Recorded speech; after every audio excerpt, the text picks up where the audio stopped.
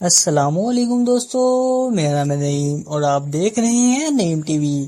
دوستو آج ہم ایسے سیکرٹ گورنر پروجیکٹ کے بارے میں بات کرنے والے ہیں جو آپ کو سچ میں حیران کر دیں گے۔ دوستو ویسے تو ہر ملک کی گورنمنٹ اپنے کام پبلکلی کرتی ہے اور اس چیز کو سیکرٹ بھی نہیں رکھا جاتا، لیکن آج کی اس ویڈیو میں آپ کو گورنمنٹ کے چھپائے جانے والے سب سے بڑے پروجیکٹس کے بارے میں بتانے والا ہوں جن کو اس دنیا سے سیکرٹلی رکھا گیا۔ تو چلیے بنا ٹائم ویسٹ کیے اس ویڈیو کو شروع کرتے ہیں۔ Number 1، project Sunshine. دوستو ہم جس پروجیکٹ کی سب سے پہلے ڈسکس کرنے والے ہیں اس کا نام ہے project Sunshine.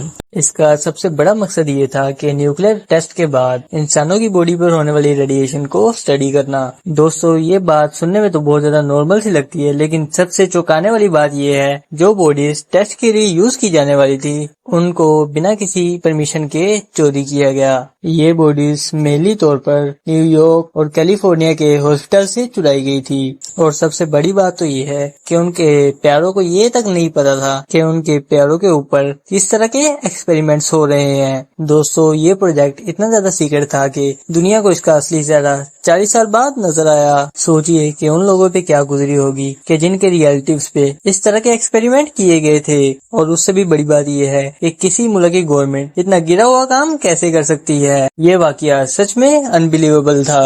Number 2، MK ultra. دوستو اب جس پروجیکٹ کے بارے میں آپ کو بتانے والا ہوں یہ سن کر سچ میں آپ کے ہوش اڑ جائیں گے۔ اس پروجیکٹ کا نام MK الٹرا تھا اور یہ پروجیکٹ بھی امریکہ میں چلایا گیا تھا۔ یہ CIA کا ایک بہت زیادہ سیکرٹ اور کنٹروورشل مائنڈ کنٹرول پروگرام تھا۔ یہ پروجیکٹ 1950 سینچری سے لے کر 1960 سینچری تک چلایا گیا تھا، اور سب سے زیادہ ڈینجرس بات یہ ہے کہ اس پروجیکٹ میں لوگوں کے اوپر بنا بتائے ڈرگ ٹیسٹ اور مائنڈ کنٹرولنگ ٹیکنیک کی جاتی تھی۔ یہ ایکسپیریمنٹس گورنمنٹ نے نیو یارک، سان فرانسسکو اور دوسری سیکرٹ پوزیشن میں کیے گئے تھے۔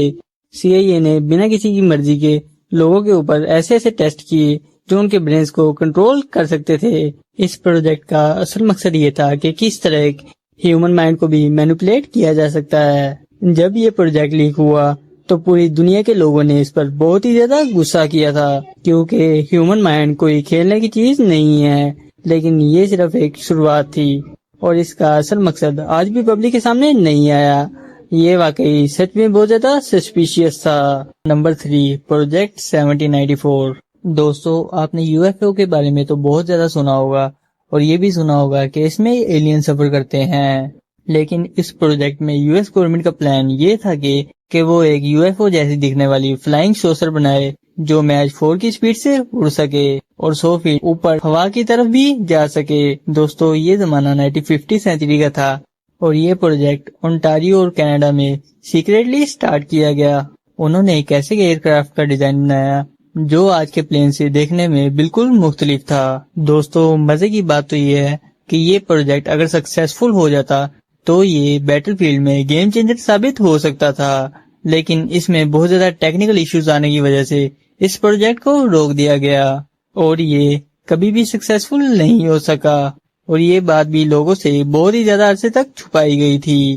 آج اس پروجیکٹ کی رپورٹس اور ڈیزائنز یہ ثابت کرتی ہے کہ 1950 سینچری میں بھی US گورنمنٹ کے پلانز کتنے زیادہ ایمبیشیس تھے۔